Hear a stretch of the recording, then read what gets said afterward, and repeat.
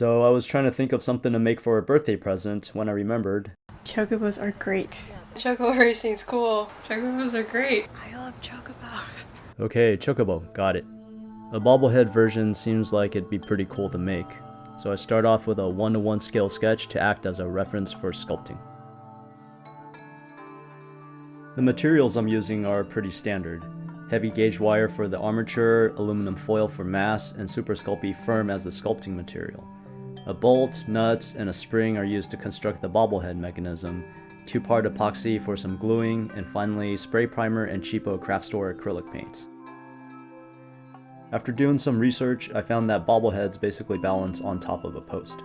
The spring's actually fairly short compared to the post and is tuned to the weight of the head. It should neither compress completely or be totally rigid, but just strong enough to suspend the head and give some bounce. I create a coilover mechanism using a bolt and a spring. The nut allows me to adjust the height of the spring to account for compression under load. Using the sketch as a reference, I create a wire armature for the main body. The bobblehead post is clamped to loops in the armature using washers and nuts. Thinner wires then used to reinforce the main structure.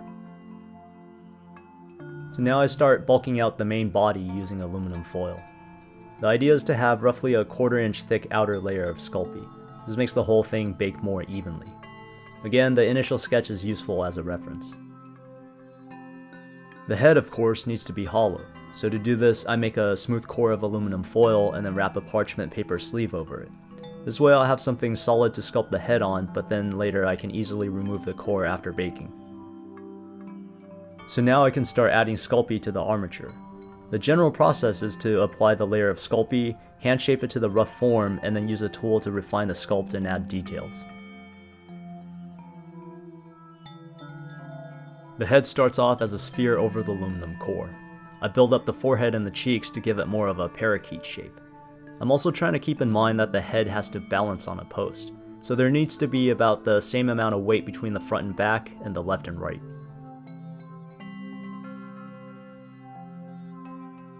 I finish sculpting the body, but I leave the bolt and the nut exposed so that the spring height remains adjustable. The wings of the Chocobo are sculpted as separate pieces to be glued on later.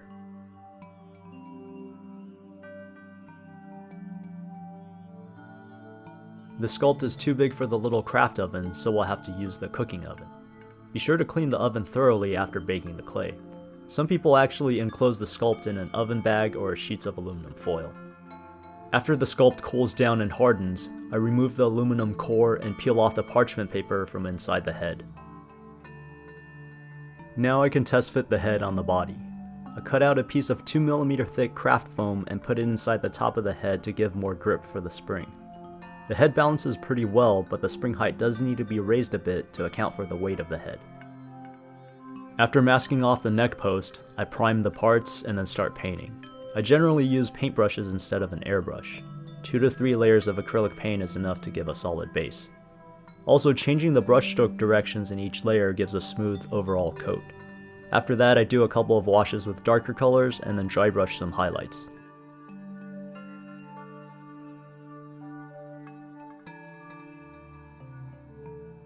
After painting, I mix up some epoxy and glue the wings in place.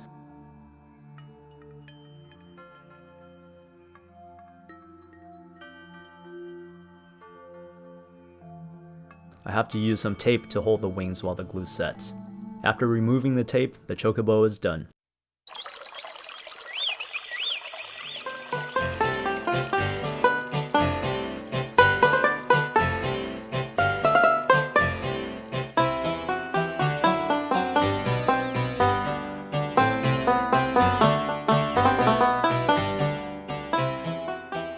Thanks for watching.